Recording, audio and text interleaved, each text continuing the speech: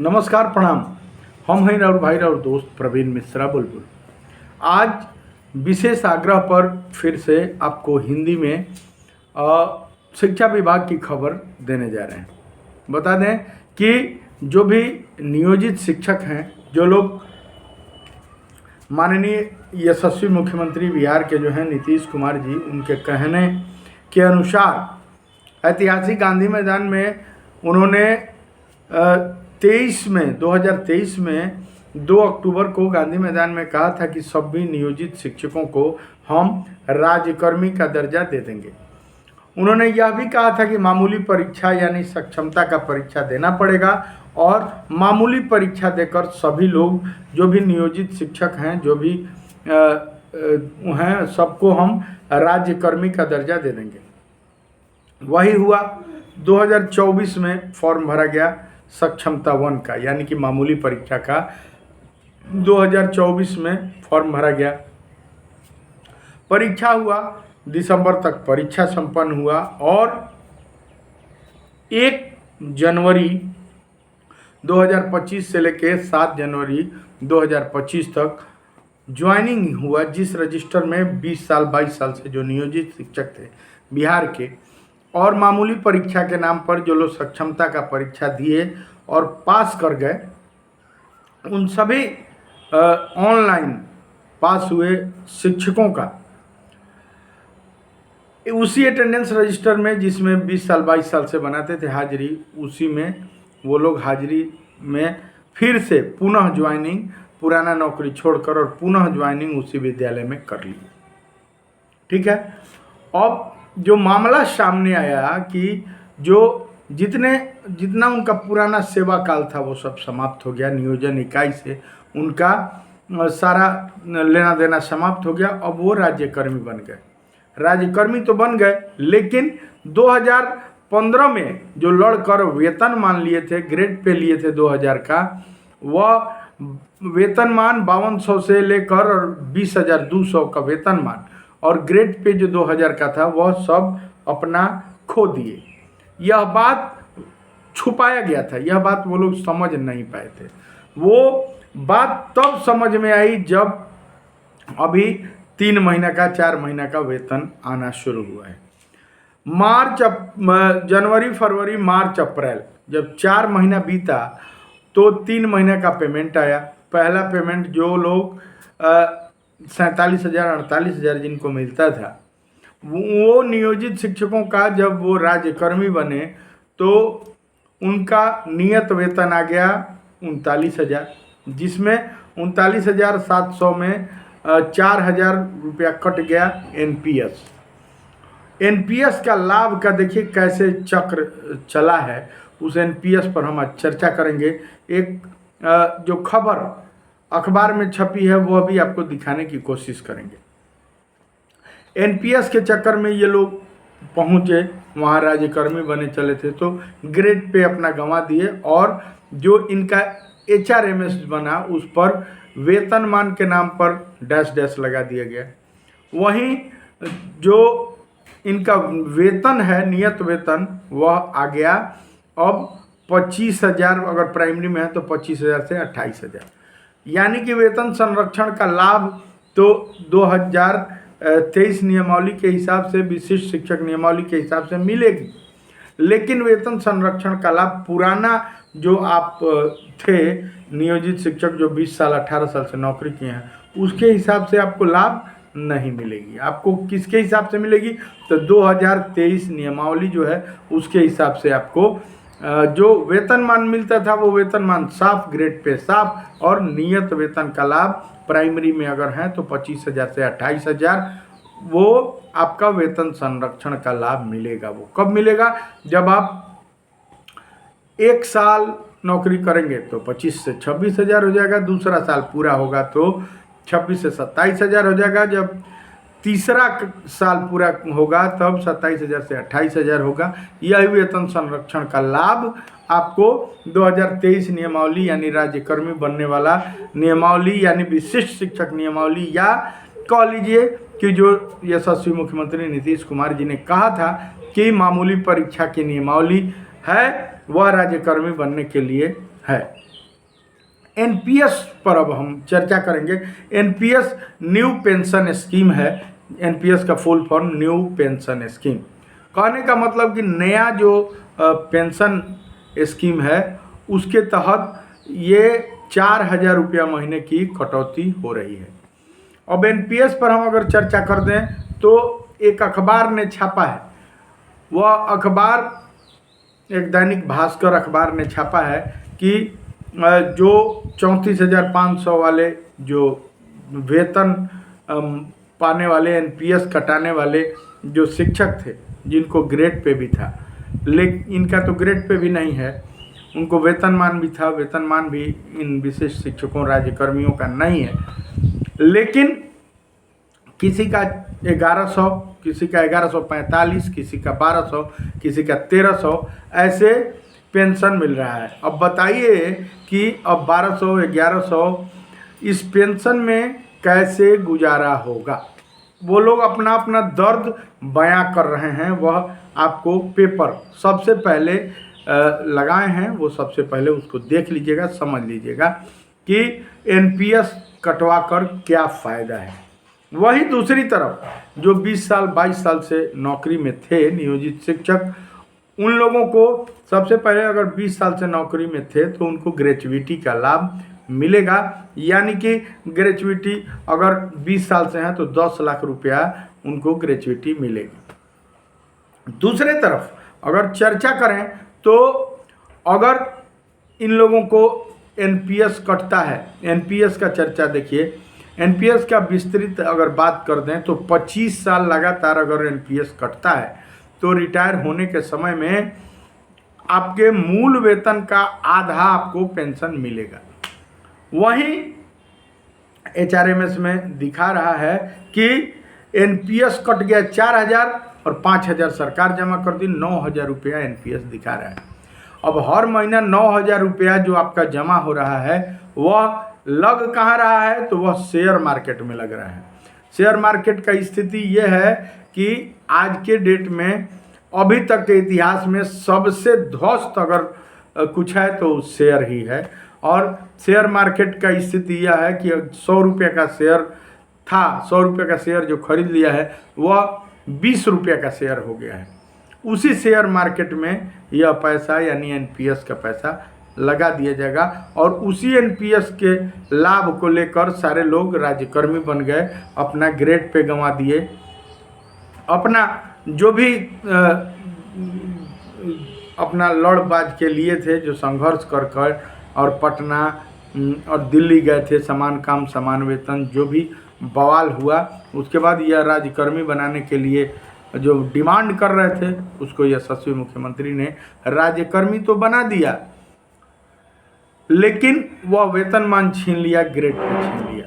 कहने का अर्थ यह है कि पहले रमुआ थे, अब नाम तो जरूर रामू जी दे दिया, अब रामू जी हो गए, लेकिन रामू जी जो थे उनका जो तनख्वाह था वह गायब कर दिया, तनख्वाह आधा कर दिया। कहने का मतलब पाते थे 50,000, अब पा रहे हैं 35,000। 39,000 टोटल मिल रहा है, 39,000 में 4,000 कट गया एनपीएस न्यू पेंशन स्कीम, मिल रहा है 35,000। अब 15,000 एक तरफ जहाँ महंगाई लगातार चरम सीमा पर बढ़ रही है, अब वह 15,000 रुपया महीना के लॉस में है कि अब किसी से वो कह भी नहीं सकते हैं। स्थिति यह है कि आपस में प्रतिद्वंदिता का माहौल हो गया है। अब सरकार से कह रहे हैं कि हम लोग लड़ कर लिए हैं, हम ही लोग धरना करते थे, प्रदर्शन करते थे, हम ही लोग बवाल करते थे, हम लोग पटना में ये किए हैं वो किए हैं राज्यकर्मी के लिए, हम लोग राज्यकर्मी बन के रहेंगे। अरे राज्यकर्मी तो आपको बना ही दिए, आपको तो यशस्वी मुख्यमंत्री जी ने राज्यकर्मी तो बना ही दिया, लेकिन राज्यकर्मी आप बन गए, अपना जो ग्रेड पे आप गायब कर दिए, करवा लिए, यह दुखद हो गया। लेकिन चलिए एनपीएस पर हम चर्चा कर रहे थे। एनपीएस का दर्द कुछ शिक्षकों ने रिटायर होकर और बयां किया है, किसी को 1140 रुपया, किसी को 1200 रुपया, किसी को 1300 रुपया, किसी को 1400 रुपया मिल रहा है। अब बताइए कि उस एनपीएस से इन लोगों का भोजन चल जाएगा इस महंगाई में। जो अभी अभी एक और बात जो क्लियर किया है सरकार ने, सरकार एक और बात क्लियर की है कि किसी भी प्रकार का 7th पे कमीशन का लाभ इनको नहीं मिलेगा।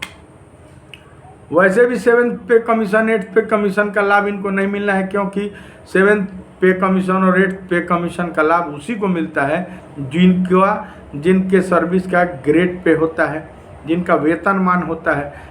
इनका वेतनमान के जगह पर HRMS में डॉट दे दिया है, क्या लड़ाई लड़िएगा।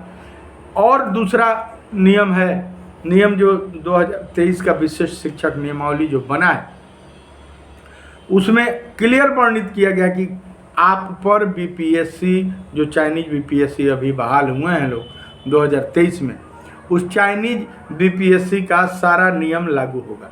वह नियम क्या है वह भी जान लीजिए। वह नियम है कि किसी भी प्रकार का संघ नहीं बना सकते हैं, किसी भी तरीके से आप सरकार के खिलाफ नहीं जा सकते हैं, सरकार के खिलाफ नहीं बोल सकते हैं, कोई भी विरोध नहीं कर सकते हैं।